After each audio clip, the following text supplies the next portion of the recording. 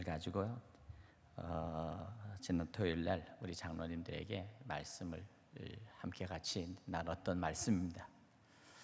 네, 말씀을 나누면서 우리 장로님들과 같이 나눌 이 말씀을 우리 성도들과도 같이 함께 나눠야 되겠다 하는 그러한 마음을 가지고 다시 이 말씀을 가지고 여러분에게 말씀을 증거하고자 합니다.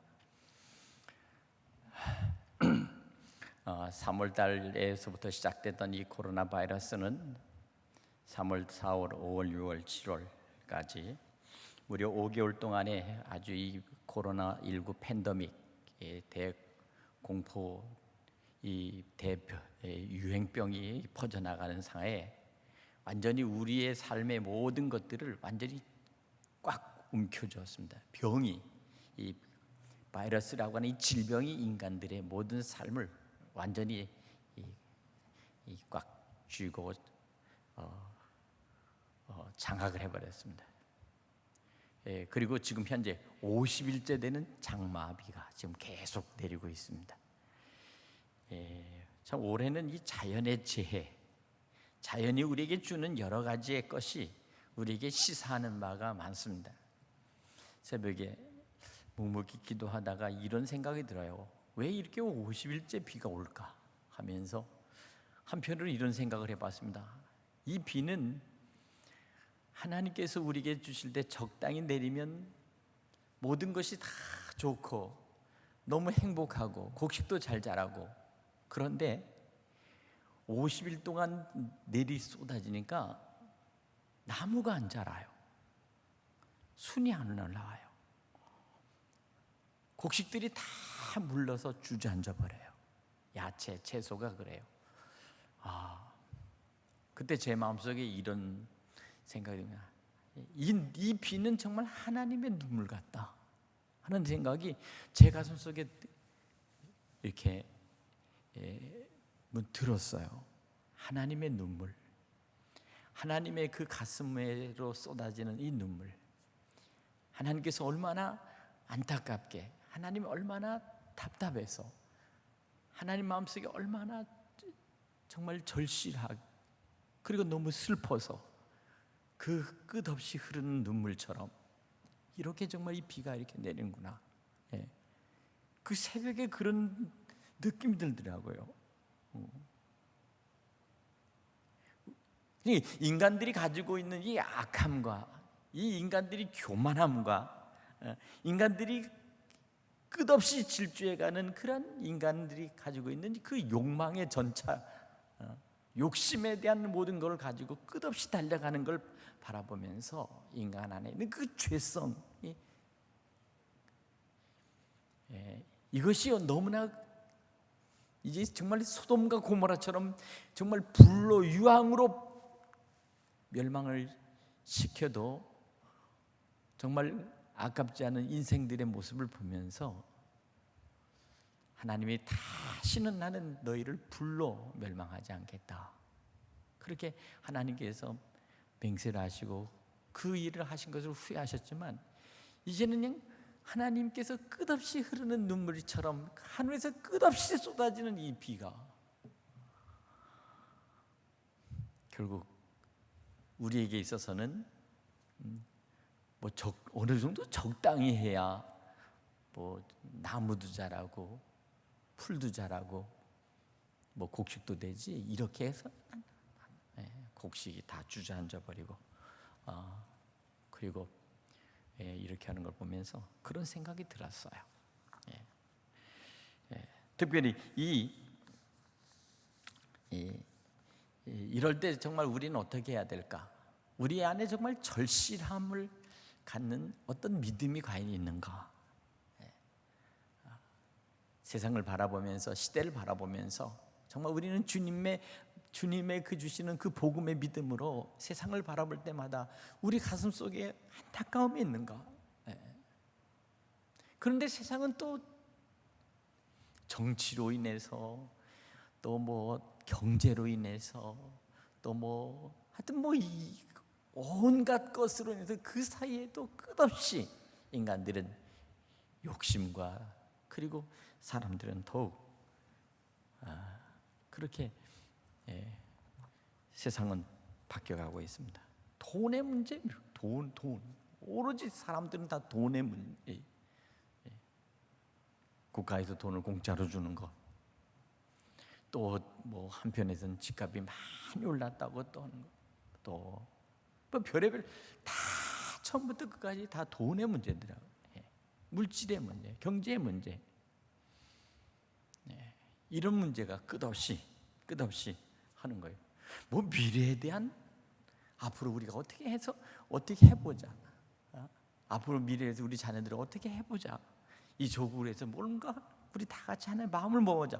그런 거 아니었습니다. 각각의 인간들이 다 각기 도생하기 위해서 다 자기끼리 홀로 돈을 어떻게 축적하고 돈을 벌고 어떻게 하면 더 즐겁게 하고 어떻게 하면 더 많이 벌고 뭐 그런 것들로만 하다 보니까 인간들이 서로가 믿을 만하고 서로가 마음을 합할 만한 구석이 없어요. 마치 모래알을 뭉치는 것 같아요.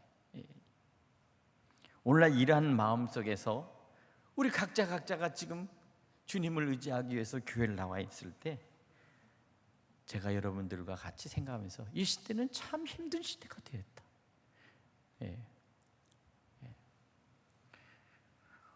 오늘 그러니까 이와 같은 이 팬데믹 속에서 내가 생각해 봤어요. 도대체 이게 사람들이 점점점 이 팬데믹이라고 하는 것 때문에 사람들이 점점점 모이는 것을 싫어하고 서로 거리가 멀어지고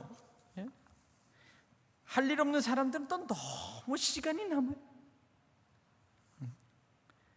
문제는 할 일이 있어도 이 일이 해야 할 일인지 해서는 안 될 일인지 때론 구분도 안 가는 이런 일들이 있습니다. 선택의 폭이 좁아져 버렸어요. 뿐만 아닙니다. 서로가 눈치 봅니다. 서로. 또 한 가지는 서로가 위험하다고 하면 서로 피해버립니다.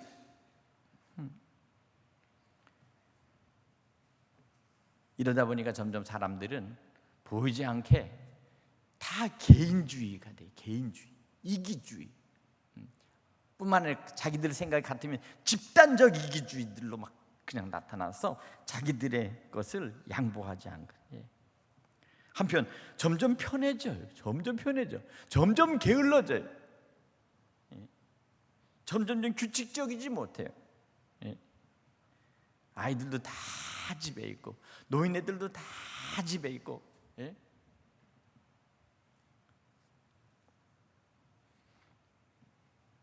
또 한 가지는 사람들이 점점 공짜가 없나 하고서 자꾸만 세상에 공짜라고 하는 거저주는 것 이런 것들에 대한 자꾸만 그 기회주의적인 사람으로 점점 변하고 있어요. 나에게 유익이 되면 누구든 내 편이 된다 하는 이런 식의 아주 이런 페미니즘적인 방임주의적인 그런 생각으로 빠져가는 이런 시대. 이것이 가장 큰 문제는 이게 환란입니다. 이게 환란. 다른 것이 환란이 아니고 이것이 이 시대 속에 나타나는 큰 정신적인 환란이면서 이 마귀와 사탄이 우리를 완전히 올가매는 그런 거예요. 올가맨다. 신앙 상태가 점점점 더 게을러지게 만드는 것입니다. 과연 이런 때 우리에게 가장 필요한 것이 뭘까? 그것은 우리 스스로가 자기를 치열하게 생각해야 돼요. 치열함이 없어졌습니다. 뭔가 이것은 아니다. 이런 생활은 아니고 이런 정신 상태도 아니고 내가 지금 갖고 있는 이런 믿음도 아니다 라는 그런 분명한 새로운 세상을 바라보는 그런 눈이 열려야 되겠다는 생각이 들었어요. 특별히 우리가 교회를 섬기면서 우리 주신 말씀 뭐냐? 사람이 마땅히 우리를 그리스도의 일꾼이요 하나님의 비밀을 맡은 자로 여길지어다. 고린도 교회가 참 돈이 참 많았던 교회입니다. 그 당시에 가장 살림살이가 좋았고 물질이 풍부한 게 고린도 교회였어요. 그런데 고린도 교회의 문제가 또 무엇입니까? 너무나 물질이 많고 세상 속에서 하다 보니까 그 속에 보이지 않는 이단들이 들어왔을 뿐만 아니라 바로 그 안에 큰 성적인 타락함이 있었던 것이 바로 고린도 교회였어요. 그 당시에 그 시대 속에 가장 모욕적인 말이 뭐냐면 이 고린도 놈아였어요. 선생님 보세요. 가장 타락하고 부패하면서 가장 세상 속에서 놀기 좋고 건달, 사기꾼 이런 식으로 살아가는 인간을 고린도 놈이라는 얘기를 불렀다는 거예요. 근데 이게 얼마나 그 교회가 그 시대 속에서 그만큼 그 고린도 지역이 그렇게 타락하고 부패한 곳에 주님 사도 바울이 찾아가서 그 사람들을 전도하고 그들에게 복음을 전하고 그들에게 새롭게 저들을 거듭나게 해서 비로소 너희들을 생각할 때 마땅히 우리는 그리스도의 일꾼이요 하나님의 비밀을 맡은 자다 라고 하는 그 자부심, 그 믿음, 그 변할 수 없는 그 자기 안에 있는 이 신앙의 확신, 이것을 가지라는 거예요. 세상의 방식과 다르게 우리는 믿음의 삶을 그와 같이 살아야 될 줄로 믿습니다. 사랑하는 여러분, 오늘 그렇기 때문에 지금 이 시대는 참으로 마치 알곡과 쭉쟁이를 나누는 것 같은 그런 우리를 그와 같은 것으로 지금 우리를 까부르는 것 같아요. 키질을 해서 알곡과 가라지를 넣고 이렇게 키질을 하다 보면 알곡은 점점 이 안으로 들어오고 가라지는 점점 밖으로 나가서 멀리 날아가 버리잖아요. 그것처럼 이 시대 속에서 정말 참된 신앙과 믿음을 가진 사람들이 점점 주님 앞으로 더 다가가고 믿음 안으로 더 들어가고 그러면서 신실하게 시대를 바라보면서 하나님 앞에 간절히 기도하고 매달리면서 어떻게 하면 우리가 믿음으로 승리할 수 있을까? 말씀으로 승리할 수 있을까? 기도로 승리할 수 있을까? 그러면서 다음 세대, 미래 세대를 위해서 우리가 무엇을 저들에게 전해줄 수 있을까? 라고 하는 그러한 사람이 있는가 하면 세상 속에서 그냥 흘러가는 대로 가라지처럼 이 지푸라기처럼 그냥 흔드는 대로 바람에 의해 날아가는 것처럼 둥둥둥 떠다니면서 살아가는 그와 같은 것으로 점점 구별된다. 구별될 수밖에 없다. 오늘 이런 때에 우리는 정신을 차려야 되겠습니다. 정말 이 시대 속에서 정말 우리는 저는 요새 생각해서 가장 큰 게 뭐냐? 어떻게 하면 가장 우리 시간들을 최선의 시간을 가질 수가 있겠는가? 최선을 다할 수가 있는가? 무언가라도 우리가 할 수 있는 일에서 최선을 다해야 되겠는데 정말 내가 지금 최선을 다하고 있는가?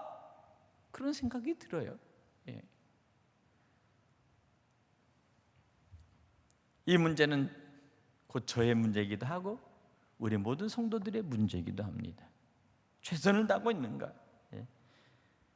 가장 중요한 것은 그러다 보니까 시간을 좀 철저하게 관리해야 돼. 시간 관리가 필요하다. 시간 관리. 하나님이 우리에게 유일하게 큰 축복과 우리에게 가장 기회를 주신 것은 시간뿐이에요. 시간뿐이야. 믿으시면 아멘. 내게 모든 것들을 시간 속에서 하나님 우리에게 기회를 주시고 하나님께 우리에게 모든 시간 속에서 우리의 행복도 주시고 그리고 우리에게 시간 속에서 모든 것들을 이루어가시는 것을 믿으시기 바랍니다. 옥상에다가 토마토 모종을 갖다가 5개인가 4개를 사서 갖다가 심었습니다. 그랬는데 3개는 비 맞아서 죽어버렸고 하나가 용케 커가지고 그것이 올라가는데 어디 유튜브를 보니까 그 사이에서 나오는 순을 잘라다가 유리병에다가 이렇게 딱 담아놓으면 뿌리가 하얗게 내린 것 갖다가 심고 그럼 또 올라. 그러다 보니까 정말 되더라고요. 그래서 열심히 해가지고 한 15개를 했어요. 예. 예. 그래가지고 거기서 이제 주먹만한 토마토가 주렁주렁 한 번에 한 서너 개씩 붙어서 열리더라고. 맨날 갖다 들여다봅니다. 저게 언제 익나? 예. 왜 이렇게 더디 익고? 자라는 것도 한 일주일이면 후떡 자라고 익는 것도 또 일주일 후에 후떡 지나면 보름이면 되는데 이게 아닙니다. 벌써 2달이 지났는데, 석 달이 지났는지요. 그 조그만 게 커져서 주먹만하게 될 때까지 또 거기서 시퍼런 게 다시 빨갛게 익을 때까지 또 얼마나 시간. 예. 근데 한 가지 분명한 것은 변하고 있다는 거예요. 변하고. 예. 나무도, 과일 나무도 그가 그 스스로 열심히 그것을 키워서 올라가고 또 중간에 줄기에서 또 몇 개가 또 이렇게 달리고 또 위에서 꽃이 피면 또 달리고 그러면서 제 몫을 하더라고요. 예. 저는 이런 생각을 해봅니다.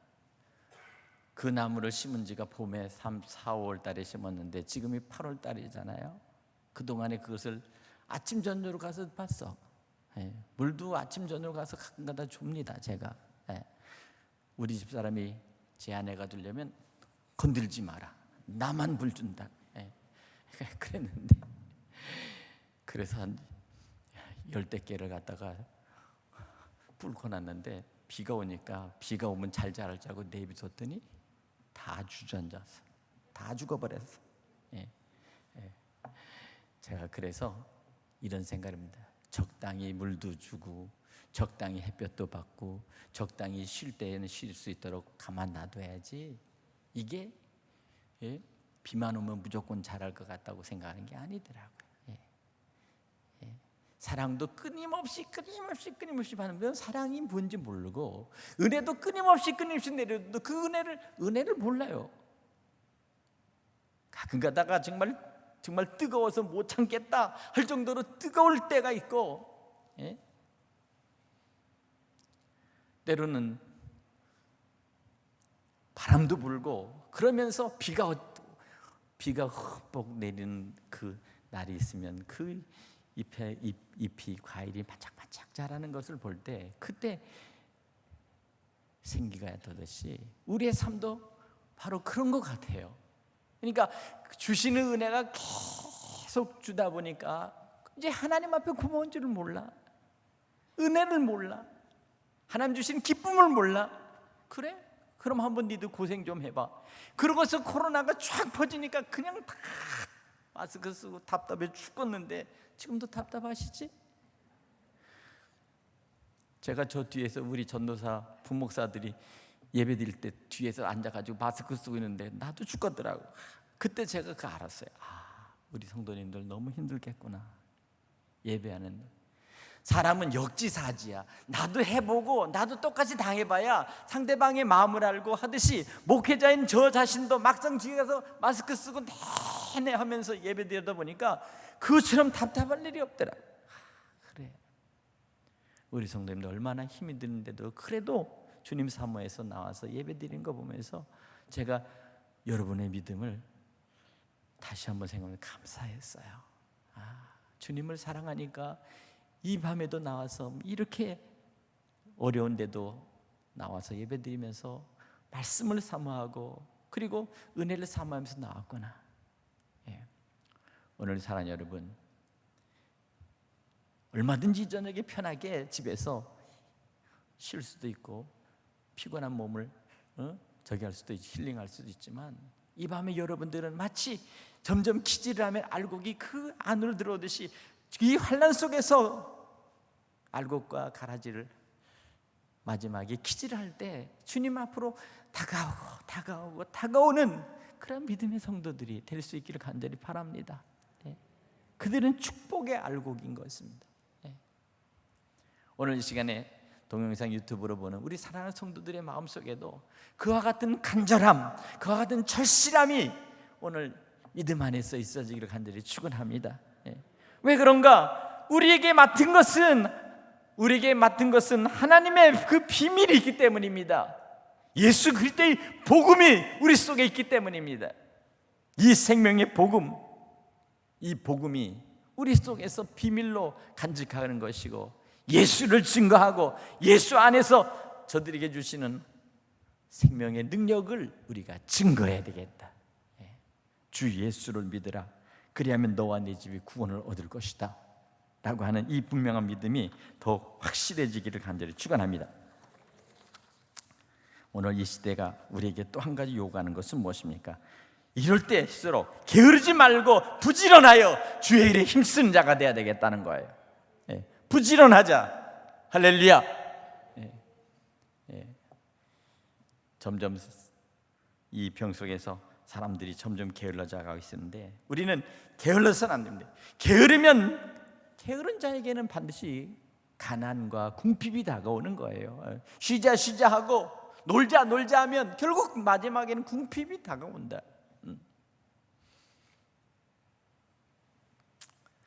미국에서는 지금 어떤 문제가 있냐면요,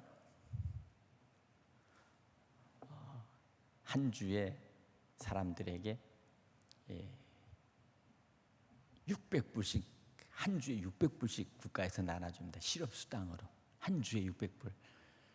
600불이면 우리나라 돈을 한 70만 원 정도 되죠. 한 주에 70만 원. 4주면 어떻게 돼요? 4, 7, 28, 280만 원, 한 300만 원 비슷한. 그러니까 국가에서 300만 원을 주는 겁니다. 그러니까 서민들이나 이 일하는 사람들은 가만히 보니까 그냥 거저줘도 일 안 해도 그냥 계속 국가에서 주니까 이게 해볼만 하거든요. 해볼만해. 근데 미국 국회에서 결정하기를 내년 2월인가 3월 달까지 그렇게 주자 결정을 했대요. 그러니까 지금 미국 그 민주당과 공화당에서 서로가 그 얘기하면서 했는데, 그러다 보니까 사람들이 일을 해야 될 때도 일을 안 해. 그냥 주는 대로 그냥 다 받고 놀아. 그러니까 이와 같은 것이, 이 재정이라는 게 무한히 그렇게 줄 수 있는 게 아니잖아요. 그러니까 이 사람들이 안 되겠다. 그럼 이것을 400불로 줄이자. 한 주당 400불 주는 걸 줄이자. 이렇게 해서 지금 자기들끼리 막 서로 논쟁이 있는데, 한쪽에서는 원래대로 600불 줘야 된다 하는데, 그 한쪽에서는 반절이나 400불로 주자. 지금 그래서 아주 논쟁이 심화됩니다, 미국이. 어느 나라나 그 나라에서 자기 나름대로의 그 각각의 어려움이 있고, 그리고 살림살이를 위해서는 돈을 풀어야 되겠지만, 오늘 우리는 한 가지 중요한 것은 무엇입니까? 세상에 그것이 다 공짜가 아니라는 거예요. 공짜가 아니야. 그게 우리는 좀 더 부지런해야 되겠다. 할렐루야. 오늘 그래서 사도 바울은 로마서에 부지런하게 게으르지 말고 열심을 품고 주를 섬기라. 부지런하게 게으르지 말라. 우리 기독교인에 있어서 가장 중요한 건 뭔가 부지런하다는 것입니다. 열심을 품고 사는 사람이라는 거예요. 열심쟁이. 잠언 6장 6절에도 게으른 자는 개미에게 가서 그 하는 것을 보고 지혜를 얻으라 이렇게 말합니다. 사도 바울은 일하는 소의 입에 망해를 씌우지 말고 일꾼은 그 싹을 받는 것이 마땅하다라고 그렇게 말씀했습니다. 우리가 주의 일을 위해서 열심히 일하고, 그리고 우리가 그 일을 감당하면 하나님께서는 그 모든 것들을 그것을 다 채워주실 줄 믿으시기 바랍니다. 마지막으로는 이 시대 속에서 한 가지 해야 될 것은, 이럴수록 우리가 전력 투구해야 되겠다. 전력 투구라는 것은 힘을 다해서 달리는 것입니다. 신명기 6장 5절 보면, 너는 마음을 다하고 성품을 다하고 힘을 다하여 내 하나님 여호와를 사랑하라. 여기서 마음과 성품과 힘, 이 세 가지를 다 할 때 우리는 전력을 다하는 것이고 최선을 다하는 것이다. 이 시대 속에서 우리가 믿음 안에서 이렇게 전력 투구하면서 우리가 믿음을 가지고 달려나갈 때 반드시 하나님께서는 우리의 앞길을 열어주실 줄 믿으시기 바랍니다. 오늘 사랑하는 여러분, 오늘 주신 말씀을 다시 한번 생각하면서 오늘 사람이 마땅히 우리를 그리스도의 일꾼이요 하나님의 비밀을 맡은 자, 그리고 맡은 자에게 구할 것은 충성이다. 충성. 사랑하는 여러분, 충성이라는 이 말은 내가 그 일을 하다가 내가 정말 내 목숨을 바친다 할지라도 그것을 끝까지 하겠다라는 뜻이 충성입니다. 전쟁에서 나가는 군인들은 그 앞에 나가는 그 소대장과 중대장이 공격 앞으로 하면 총알이 쏟아지는 그 폭탄이 쏟아지는 데서 뛰쳐나갑니다. 총을 잡고 적진을 향해서 고지를 향해서 뛰쳐나갑니다. 거기서 그 전투에서 수없이 많은 사람들이 전사하고 죽어도 마지막 고지를 내서 뛰쳐나가는 것은 그것은 국가와 조국을 위해서 충성하는 것, 그게 충성이에요. 포탄이 총알이 벼듯이 쏟아지는데 누가 거기서 그 호에서 그 적진에서 뛰쳐나가겠어요?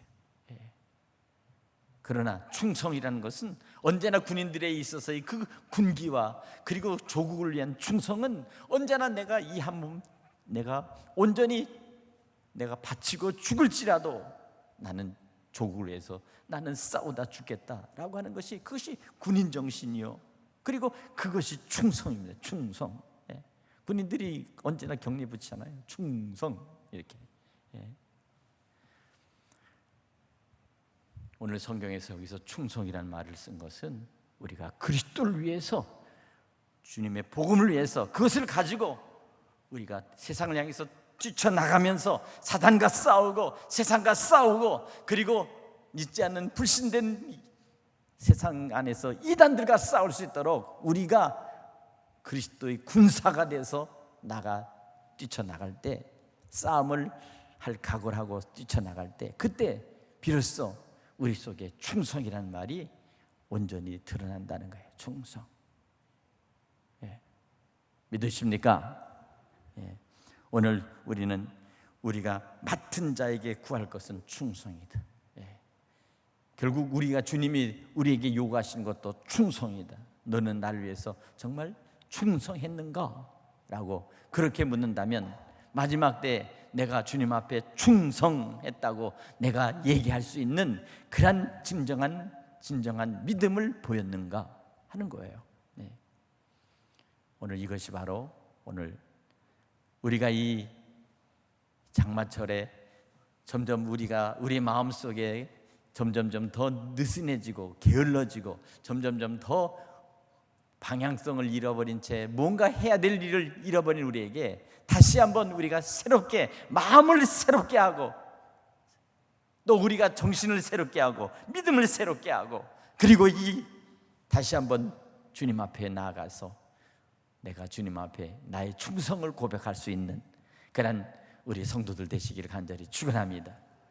내가 주를 위해 사랑하며 내가 주님을 위해서 충성하는 것 주님이 아시지요 라고 하는 그 믿음으로 주님 앞에 나갈 때 주님께서는 여러분을 붙들어 주시고 또한 주님이 함께 해주실 것을 믿으시기 바랍니다.